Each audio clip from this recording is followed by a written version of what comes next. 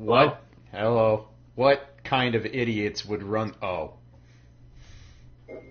Yeah, you fell for trap harder than any man has ever fallen for trap. Man, you are not wrong.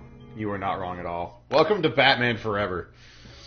PJ and I played this when I went out to his place for a week, and it turned into a project because we're not bright individuals.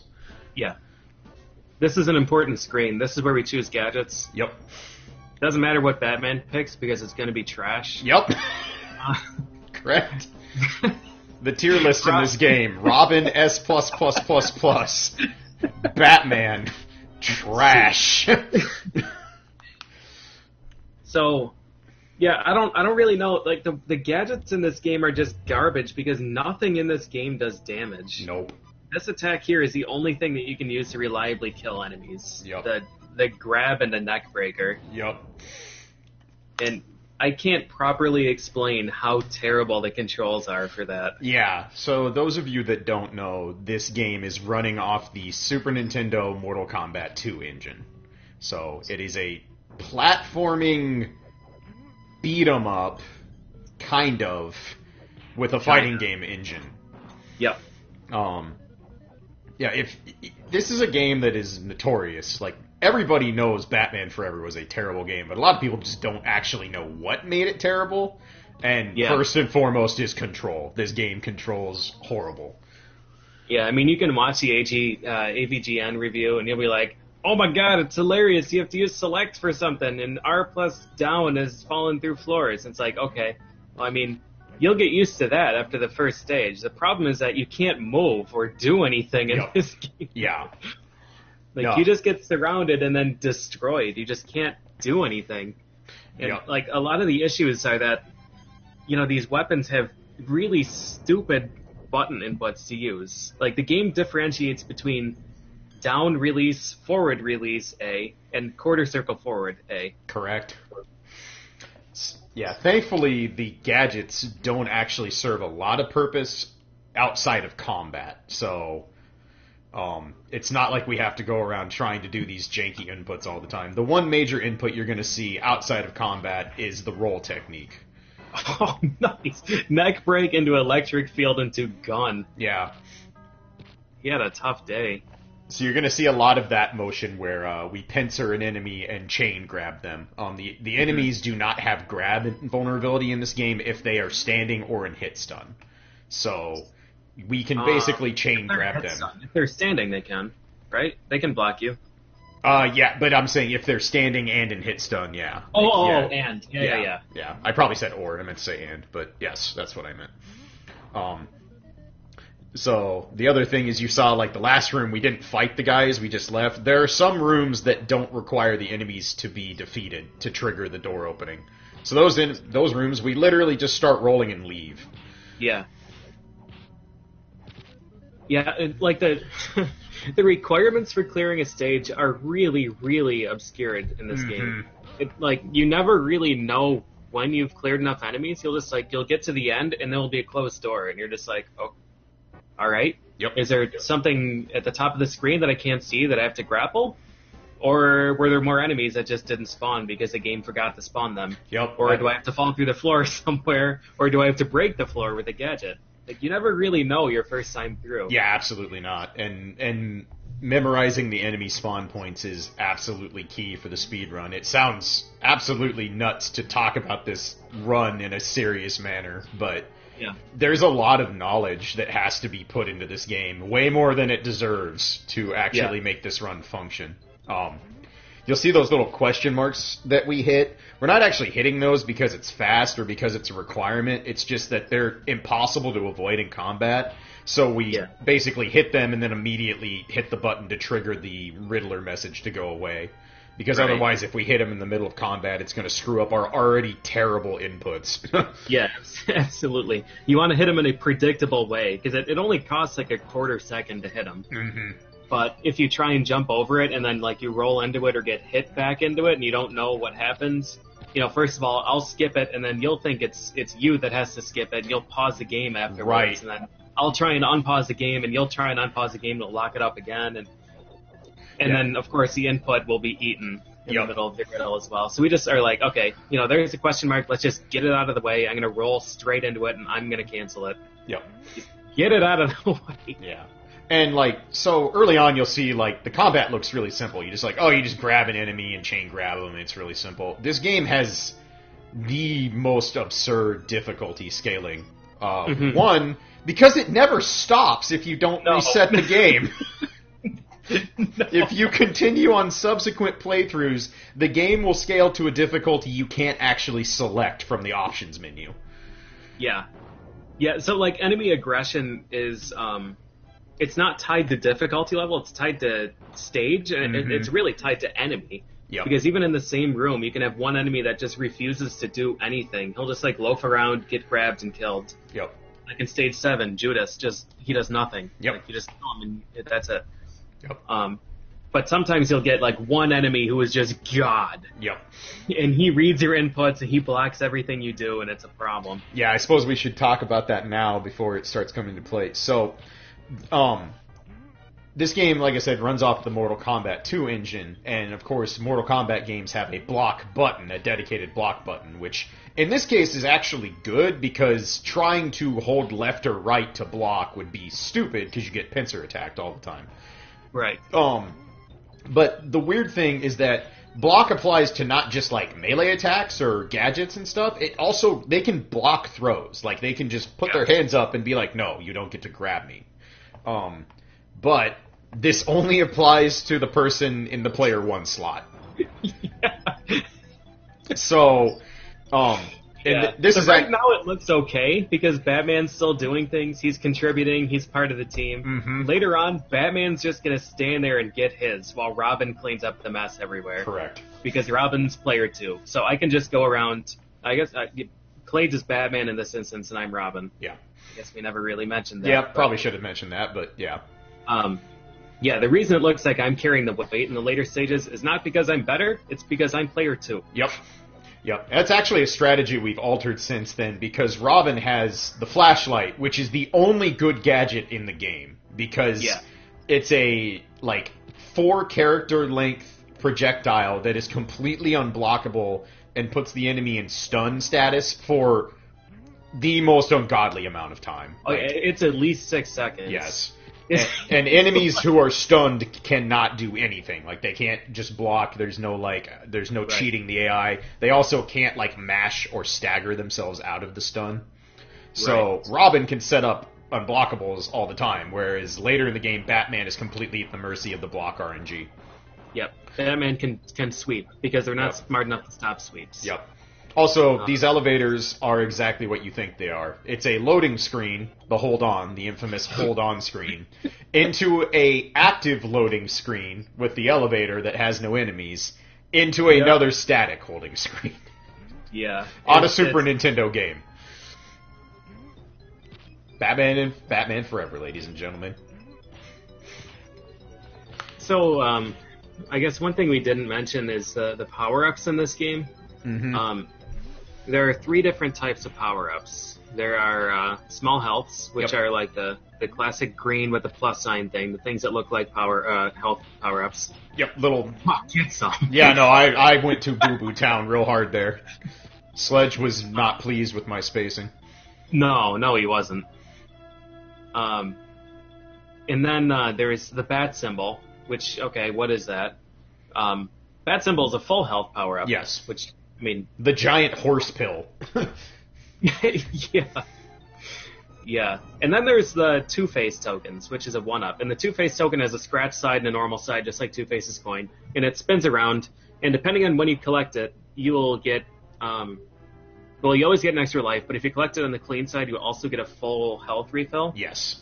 But it's not tied to the sprite animation? Nope, it's completely tied to the global timer not even the global timer, it's tied to when it comes on screen. Yeah, it's screen timer. And then it starts, so... And explaining it further is pointless. The fact that this game functions is just nothing short of incredible. Mm-hmm. There's so much wrong with this game, it's unbelievable. And, like, honestly, that's kind of, like, the reason PJ and I kept wanting to pursue this, like, you probably ask yourself, it's like, why are you guys continuing to play this if it's that bad and that horrible? And, like, the fact of the matter is, when you get the game to do what you wanted it to do, you feel like a champ. Yeah, absolutely. And a lot of this is because I grew up with this game, and I made it to the third stage, which is unbeatable as a kid. You'll see why when we get there. The third stage is some garbage. Yeah, we're still on the second stage right now, which is the longest stage in the game by a ridiculous margin. It's like 8 minutes long. Yeah. And 3 of it is these loading screens. Also, you'll notice we do these things where we throw each other. We're playing 2-player cooperative. You can actually play competitive in the story mode part of the game, where all your attacks will hit each other. For a speedrun, you can imagine why we don't do that. Friendly fire is the opposite of what you want in this game. Okay, this is what we call the train, but it's really that like the opening scene in Batman Forever where they're carrying the safe or the whatever on the helicopter. Yep. If you fall off the side, you lose a life. Yep. Lives are extremely hard to find in this game. They are not plentiful. Yep. Also, if you accidentally hold R1, which is your strafe and block button, and tap down, you will just do the, I want to go down a level motion and fall through the safe and die. Yeah, so I just got thrown. Completely unblockable throw, and I lost a life. Yep. From mid-screen. And that was me that kill you at any point. And that was me that threw you, by the way, because I was trying to throw the enemy. Oh yeah, that's right. Yeah. That's right. Yeah. The game, I'm like, oh god, I need to throw this guy off me right now. Yeah. And my throw overlapped the enemy sprite, grabbed PJ instead, and chucked him into the abyss. Yep, instant kill. Yep. And our lives are shared, by the way. It's not like the number up at the top, it's not like, we each have 5 lives. Like, no, we have 5 lives to share. Correct. And there's 2 digits there, but it doesn't use the second one for anything. Nope. Super Nintendo game that doesn't count. You can select above 9, and it tracks above 9, but it doesn't display it. No, does not display. This stage... So this is the scene in the movie with the tents, where Two-Face puts the bomb in the circus thing, where Robin's family is doing their thing. And then they beat up a bunch of clowns and dudes with chainsaws. Yeah, everybody remembers that part of the movie. Yeah, that was my favorite part. I loved that. So understanding where you're supposed to go. There's one of the I thought I grabbed, like not paying attention to who grabbed the Riddler icon and pausing the game because Yep. The best. Yeah, figuring out what enemies you have to kill to trigger the exits is ridiculous. 2, finding where the enemies even are is more ridiculous. Right. Like, this stage is the most absurd maze you will find. Like, nothing about this stage makes sense. Yeah, so I think I made it to this screen when I was a kid. You have 5 minutes, and at the end of the 5 minutes, you game over. Yeah, you don't lose a life. Game over. Like, it's not one life. The game is done. You go back to title screen, and if you make it here again without resetting, you instantly game over when the stage loads, because the game doesn't reset the timer. Yeah, this is a cool skip we found using the grapple. You'd think there would be a lot of neat skips in this game with the grapple, and there absolutely are not. There's 2. There's that one, and there's the cool one in stage 4 that we can't really do. Yeah, because it requires... Oh, here's a great one. How do you think you do that? How do you think you slide down the rope? Just take a wild guess on how you would ever do that. You have to do a neutral jump. It can't be a forward jump of any kind. It has to do a straight neutral jump. And as you're falling to the rope, you have to hold down. Not tap. Hold down. Yep. Makes sense to me. Yep.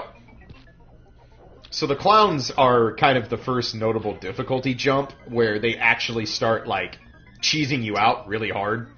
The clowns have some moves that are absurd. If they do the dive kick, you are in deep boo-boo town. Yeah, the dive kick hits you, so the iframes in this game don't work right. No, if you're in stagger or anything, you have no iframes. So sometimes you can see me do, the neck breaker, and when they're, toppling backwards, I'll roll through them, and it'll hit them up to 3 times. Yes. And neck breaker into triple roll hit is 75% of a health meter. Yes, absolutely destroys things. The clowns can do the same thing. And a dive kick puts you in stagger, and a cartwheel puts you in stagger, and then they continue to go through you, and you just take 6 hits of damage. Yeah, the way damage... that. There we go, yep, I lost 33% of a health bar from one attack because it hit so many times. Yeah, you lost 4 letters of health, and then he did it again, and you lost almost nothing. Yeah, this game has a weird thing where when you get a fresh health bar, your first few hits are, like, free? Like, it doesn't always do damage. You got shown by that clown. Yeah. It's Mortal Kombat. The high punch string is completely indefensible. I clipped through the ceiling. Nice. And then I jumped through the floor. I remember this. We actually didn't want to fall down this pit. There's an extra life down here that we can get for safety purposes, but we were trying to skip it. But we ended up here, so we show Milhouse what for and then leave. Yeah, Milhouse skip was miss. Yep. So yeah, you can see the timer here is like 250, 251 or something. When we clear the stage, it's probably going to be like a 249 or something. Mm-hmm. Oh, I was completely off. 215. Yep. Whatever. Doesn't matter. If we were to game over and then restart the game without resetting, we would start stage 3 with 215. Yep. The game does not reset the timer to 5 minutes. Yeah, this game is incapable of clearing RAM values unless you, like, hard cycle the console. Uh-huh. Like, a soft reset will not do it. You have to physically power the console off and on. And that goes for the enemy difficulty scaling, too, as we alluded to earlier. Anything that is stored in the RAM will not reset on a soft reset. Yeah. We had one day where we did 3 consecutive runs, and we were, like, cruising. Yeah. We were doing really, really well. So, I mean, we still had plenty of time in stage 3, so we just kept going. And on the third playthrough, we made it to stage 5, and we lost 18 minutes from one enemy. Yep. Literally 18 minutes, because the game continued to scale up the difficulty to the point where he was incapable of letting us land on a platform. Yep, it was pretty impressive. There are no continues in this game, by the way. No. Like, you game over, that's it. And there's no password system. There is a cheat code system for stage select, but that is it. Yeah. Nice, yeah. So if you pin an enemy against the wall, like we said before, if they're staggered, they can't stop a grab. Normally, when you do like a throw, a neck breaker thing, they get staggered and they go away from you. And you can do a re-grab on your own. There's a 4-frame window to grab them during that stagger, so you can just grab a dude, break his neck, grab him as he's being toppled backwards, break his neck, grab him. And it looks really silly, but it's very hard to do. Yeah, good luck doing it consistently on a Super Nintendo controller. It's just... Yeah. So now I can do one re-grab, but I can't chain them anymore. Yeah. So you know what's super fun? Platforming with fighting game physics. It's a good time. Get your heart out, Double Dragon 2. We did it worse. Yep. So this is where one of the biggest time losses in the game starts becoming a thing. So the acid, and there's other stage hazards like this that are, if you fall into them, you take damage, but you don't die instantly. There's quite a few of these throughout the rest of the game. They're not actually that dangerous. They do, like, minimal damage to us as characters. It's actually, I think, the most minimum damage. It's 1 tick of health. I think it's 1 letter, Yeah. But, the problem is not if we fall into it. The problem is when the enemies fall into it. Wow, we went to a bad place. Yeah, Black Mask, because he was having none of it. Right, Robin will make things go away. But if the enemies fall into these stage hazards, they get, like, 10 seconds of iframes where you cannot touch them. Yeah, you can't interact with them. Nope. There's no collision detection. They can they can interact with you, but... Yeah. Yep. Here's another room. These crushers, you're like, oh god, we have to deal with crushers and fight enemies? No, not really. This is a room that the door is open. So we literally just, like, bye. I think this room, too, is open. I don't know if we do it in this run, but I think it might be open. I can't remember if we ever checked or not. I want to say this one has a shutter that we have to open, but we'll have to check that again. I think we cleared it because there's health at the end. I think that's what we did, because there's only 3 enemies. That could be. But here we go again. Yeah, like I was saying before, you can re-grab, or you can just pin an enemy against the wall, because they're going to be staggered and they'll be moving against the wall, so they don't actually move away from you. And it just gives you like a 2-second window to re-grab them for complete free. Yeah. So this room is a puzzle, and I use that term loosely. Like, really loosely. there's 4 switches in this room you have to hit to activate the actual exit to this room. And, of course, none of them are convenient to get to in any way except that very first one that's just right there. So you have to traverse the stage, kill all the enemies, because some of the things won't become active unless the enemies are gone. I think the exit doesn't become active unless we get rid of all the enemies, if I remember right. Right. Yeah, the exit doesn't open up. Yeah, despite hitting all the switches. Sick jump kick, me. Yeah, that was nice. Yeah, like, and a lot of this looks like slop, and that's because it is. It is impossible to play this game cleanly for an entire 40-minute run. Like, you're just not going to do it.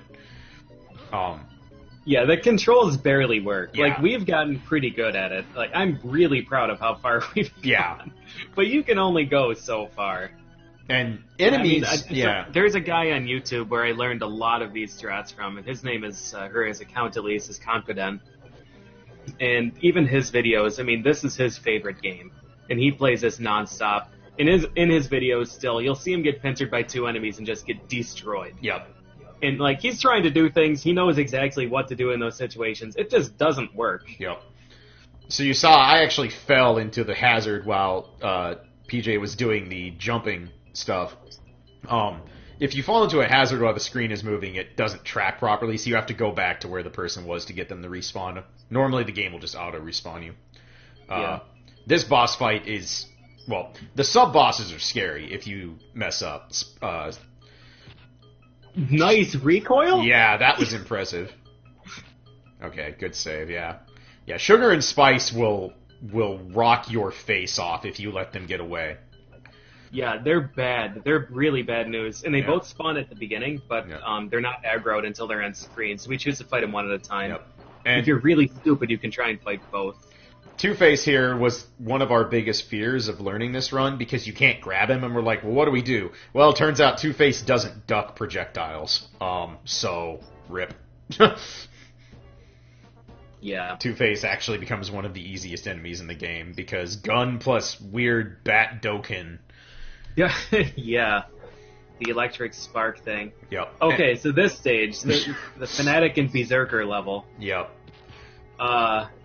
This stage is a problem. Yes. There's only 4 screens in this level.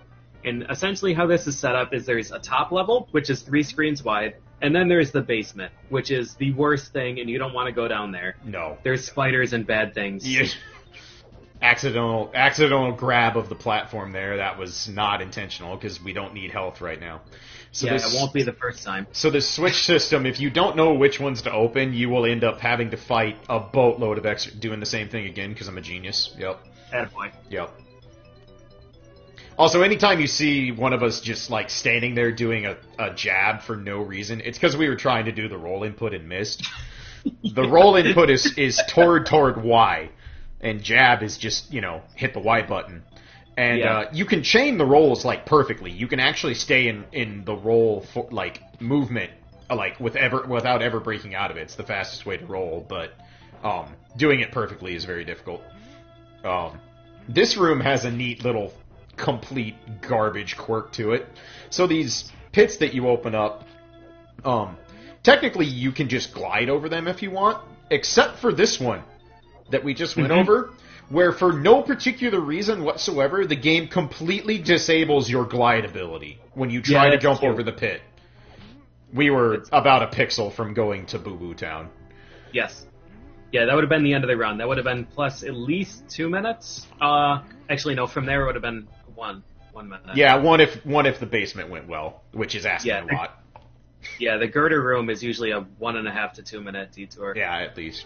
So this is the worst room in the game by a ridiculously wide margin. This is the worst room on the Super Nintendo. Yep, agreed.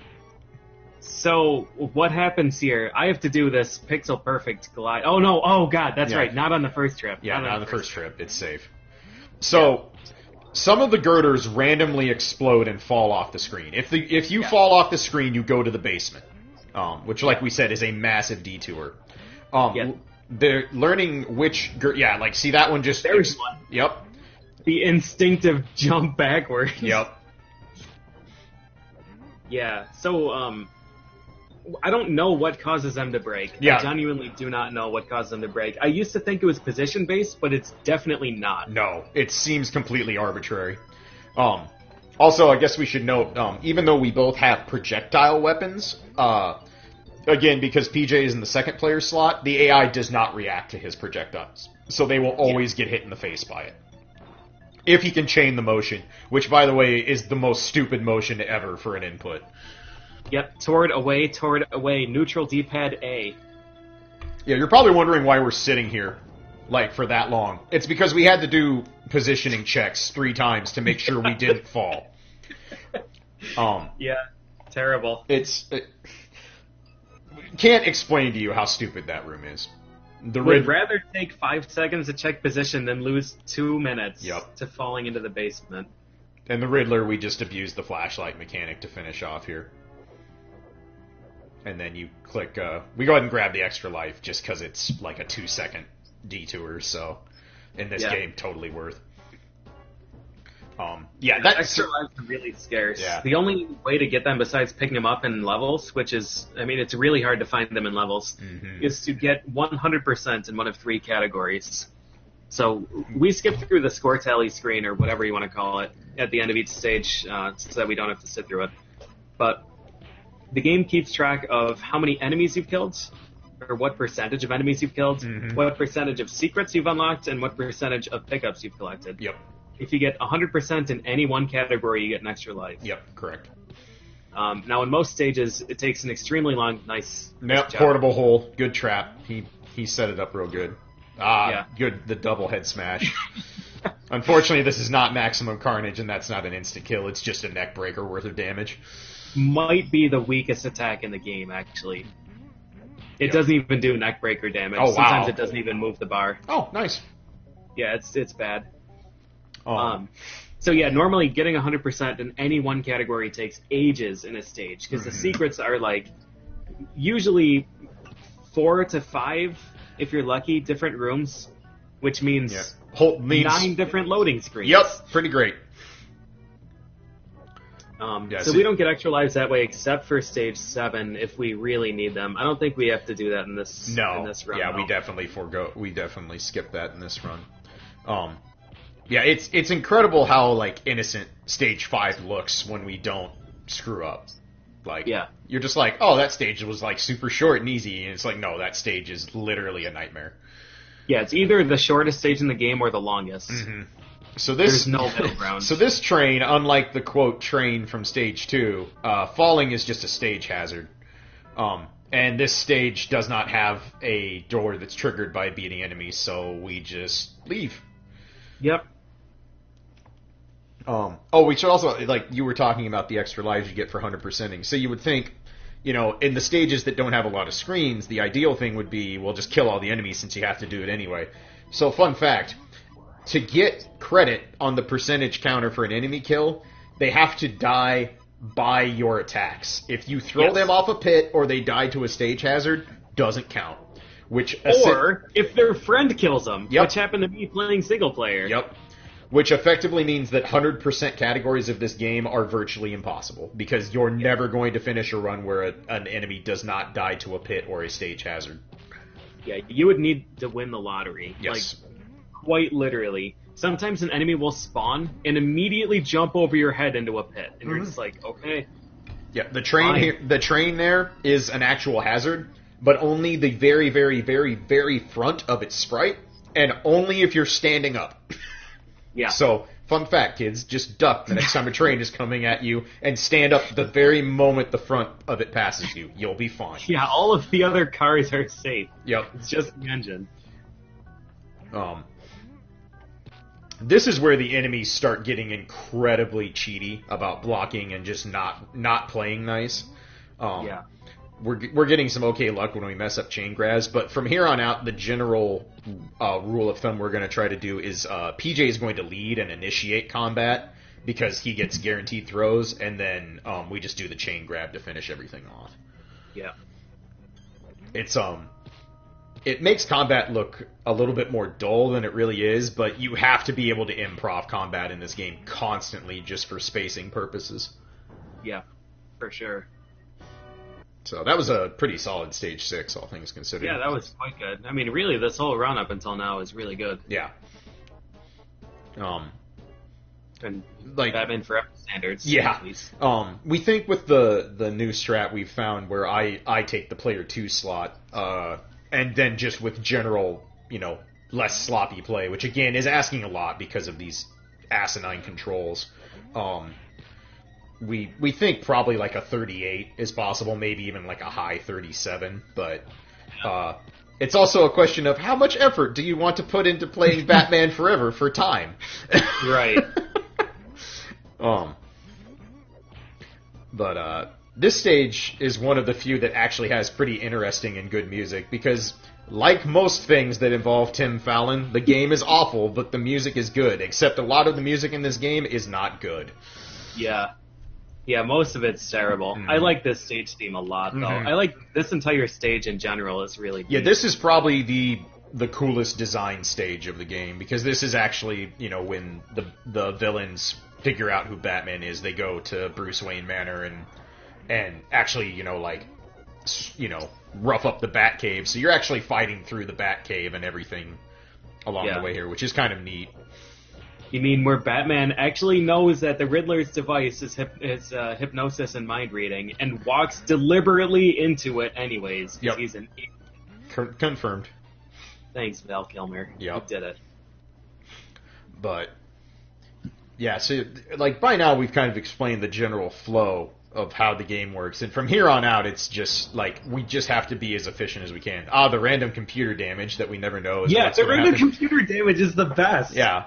We've walked through those explosions and lost a letter, maybe 2, and we've walked through that computer and lost 80% of a bar before. Yeah, I've done it without damage before. Yeah, it's just all right, we're gonna roll the bones. Here we go. Yep. Whoops, I'm dead. There's so much about this game that is just wildly inconsistent that it's hard to describe. And part of it is who actually played through this? Who ever actually beat this game once, let alone many, many times over to see these situations play out? There's a good old chainsaw to the no-no bits. Yeah, Mark Wick had had enough of me. Yep. Yeah, you'll notice the enemies, if they're left to their devices, they do not play around it. There's the classic, I'm gonna roll at you, nope, get chucked. Yep. Yeah, that's a nonsense alarm going off. Yep. Sure is. Maybe the most appropriate. The elevator not triggering because reasons. So this is the scariest part of the run, because sometimes in the second wave of enemies here, one of them just goes away. Yeah, the Riddler thug. Stuck. The Riddler thug has an ability to turn invisible. And one run he turned invisible. And I think somebody hit him with a roundhouse and knocked him off screen. And he just never came back. Yeah, no. He was so invisible, even the game couldn't find him. Yep. But we killed him. I'm always super paranoid in that wave to make sure that I keep the enemies on screen. Yep, absolutely. Man, they know they know we're commentating Batman Forever. They're like, the nonsense alarm is not gonna stop. No, it's mad. Not like it matters at this point. No. So yeah, at this point, when we were first learning the game, Stage 7 is actually where the game becomes free. Not because Stage 7 is easy, but because this stage has, just sitting around in it, 4 extra lives, I think. Yeah, I think so, actually. 4 sounds right. There are 3 in the actual Batcave proper, and there's 1 by Judas. And this is also a stage where you are required to kill every enemy to progress. There are no deviations or extra rooms in this stage. There's 1. Oh, yeah, there is. Judas is extra. That's right. 97% is the minimum you can get unless an enemy kills his friend. Yep. So, this stage, and because the secrets and power-ups are all very easy to find, they're very minor detours, when we were just trying to finish runs, we would actually 100% this stage, which is probably about, a minute and a half full detour. But out of the deal, you basically get 7 extra lives when it's all said and done, which is a ridiculous amount. Yeah, we've gotten here with no lives remaining and finished it. Mm-hmm. But for this run, we were going for raw time, so we only grabbed the stuff that's just literally right there. Right. Because Stage 8, honestly, for a final stage, isn't that bad, but it has some parts where bad things happen. Remington, man. Yeah. Remington is a god. Yeah, he is. So we've had to learn, like, this game has a lot of unique names for enemies. Yep. I think there are only, like, 4 names that repeat. Yeah. There's, like, Warlock, Chainsaw, Bloodfest, and I think there's one more that repeats. Yeah, that sounds right. So a lot of the times when we play a stage, we use enemy names as our cues.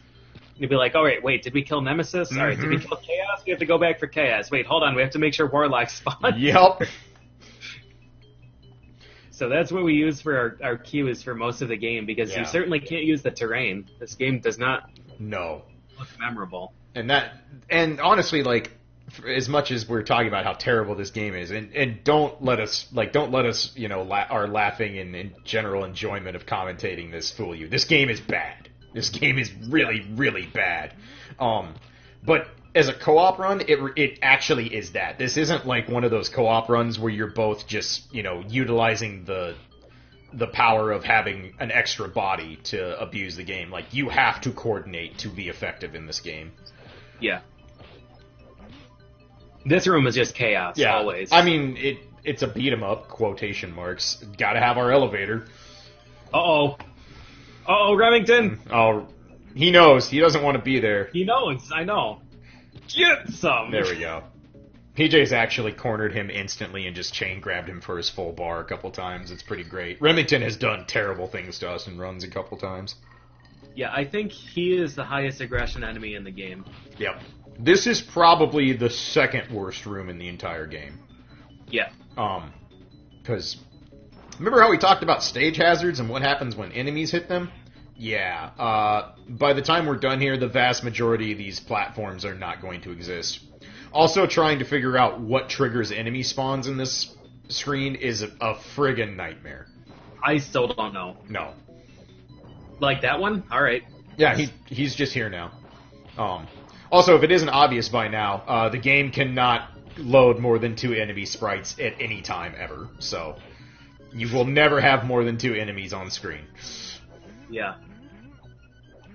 So these enemies sometimes have programmed in, like, to do, you know, a jumping back aerial to try and retreat from you. Mm-hmm. That's a really bad thing in this screen. Yeah. Especially when you have a 1 character with tile and Oddball who's max health. Yep. So, I can't even land up there because he's just blocking me. edge guarding, man. He rolls off screen. Yeah. Stands down there. You are watching by far the biggest time loss in this run by a wide margin. Yeah. Was Oddball just basically giving us the middle finger and just being like, yep, nope, I'm going to take my entire health bar down here. We literally cannot hit him. He's in iframes, and the first frame he comes out of them, he takes terrain damage. Yep. So there's nothing we can do. And we didn't put him there. He willingly went into the stage hazard. So we were just SOL. We had to sit and watch. Yeah, this guy too. Mm-hmm. I uppercutted him and then he didn't come back. Yep. He just stayed there. So... Yeah, this screen alone can be improved by well over a minute. Yeah. With just...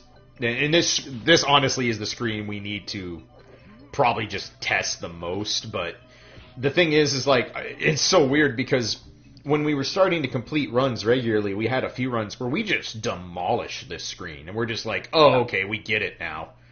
And then when we played on site at SGDQ, that screen gave us the business. Yeah.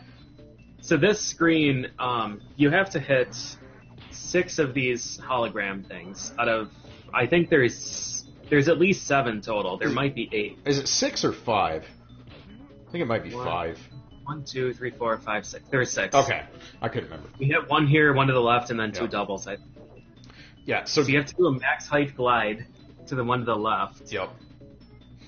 And then And as you can see, the little pegs here cycle. Sometimes they will be on a cycle where you cannot complete these jumps, by the way. Wait, 1, 2, 3, 4. No, it is 5. Okay, You're right. Yep. My bad. Once we get up here, it's GG. Yeah. We're good to go. But if you ever fall down, there are max aggression enemies at the bottom of the stage. So that room is either free or a nightmare. Yeah. So that was a very smooth route. It's literally impossible to get up there because of the peg cycle. Yep. There you see just how long the flashlight stun is. Like, I was going to go through him, like, nope, wait, let's pincer him properly. Yeah. Do. Rush. Yep. Alright, so now we have to fight Two-Face and the Riddler again. And Two-Face hasn't changed at all. You can still only hit his head, but gun counts as a headshot, so we have gun. There you see I think your input for this is like toward down A. Toward down A. Forward back X. So, welcome to Big Riddle. Big Riddle is... So this is where I thought the run would end. Yep. Like, I thought that Big Riddle was just impossible, because if you try and fight him legitimately, he just destroys you. Like, his attacks do 70% of your health. Yep, and he has just giant moves that ignore frames, and there's one. Just like, nope, I don't want to mess with you. But, yeah, this is just a full AI loop. So, and then we fight the real Riddler one last time. Yeah. And GG. We saved Dr. Chase Meridian, even though we didn't want to. Yep. And your reward for beating Batman Forever, one of the hardest and most obtuse games on the Super Nintendo, is the map screen that is played in between every single stage. This exact thing happens during every single stage. It's supposed to be like GPS of Gotham, apparently, and this is where you're traveling. So this happens because, mode 7. And then Batman and Robin staring at each other once in a while. And then you get this, which is you're basically like, you did it. You beat Riddler and Two-Face. Batman Forever. Literally Batman Forever. Yeah. And then your actual reward, you're thinking like, is that it? What do I get? You get the demo screen. This is what plays if you just let the game start the demo screen. The credits for the motion stop actors. It's so good. This game... If you're watching this run and you're just like, I don't get it, what's the appeal here? Like, 1, you're not wrong. 2, just go play this on emulator or find a copy for $6 on eBay if you want to throw $6 in a dumpster fire and try to play through a stage and just revel. You'll get stuck on the third screen when you have to drop through a platform. Yep. Or trying to figure out how to up grapple for the first time. Or grapple, yeah. The second screen has an up grapple. Yep. And by the way, the up grapple, you have to hit the grapple button, which is select, which we talked about, and then up. But as you can guess, because this is a fighting game engine, up is jump. So you have to do select, then up in a very, fairly tight window for what it is. Yeah. So, yeah, that is by far the best run we have done.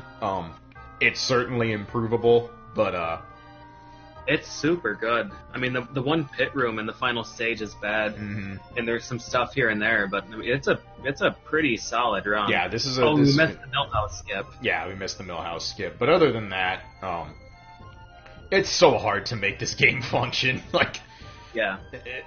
Again, for 40 minutes, trying to... and your hands get tired playing this game, because none of the movement or options or any of this is just this is not a hold right game.